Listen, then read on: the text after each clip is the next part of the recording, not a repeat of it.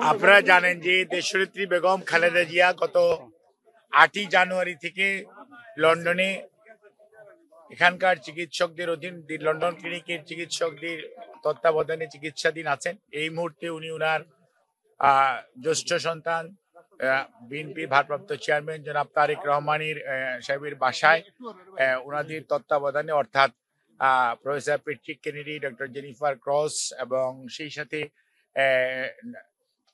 Doctor Barrett ওনাদের তত্ত্বাবধানে চিকিৎসাধীন আছেন এবং ওনার চিকিৎসা ওনার বাসায় থেকেই হচ্ছে এবং বিভিন্ন পরীক্ষা নিরীক্ষা যেগুলো করা দরকার মাঝে মাঝে করা হচ্ছে এবং ওনারা ওনাকে বাসায় গিয়ে দেখে আসছেন। উনি ওনার শারীরিক অবস্থা এই মুহূর্তে স্থিতিশীল এবং আপনারা ওনার সুস্থতার জন্য দোয়া করবেন এবং ওনার পুত্রবধূ ডক্টর জুবাইদা রহমান এবং ডক্টর সৈয়দা শামেলা রহমান সহ ওনার 3 নাতনি আছেন, ব্যারিস্টার জাইমা এবং জাফিয়া এবং জাহিয়া রহমান।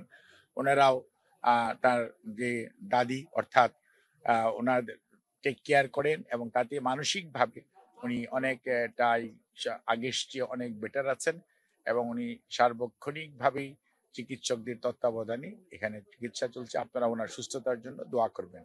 ম্যাডাম কবে নাগাদ দেশে যাওয়ার সম্ভাবনা আছে? ম্যাডাম কবে নাগাদ দেশে যাবে, এখানকার চিকিৎসকরা যেই দিন ওনাকে যাওয়ার জন্য পরামর্শ দিবেন বা ওনাকে মনে করবেন যে বিদেশে থেকে দেশে ফেরত যাওয়ার মতো একটি অবস্থার মধ্যে আছেন, তখন ইনশাল্লাহ উনি দেশ থেকে বাংলাদেশে ফেরত যাবেন।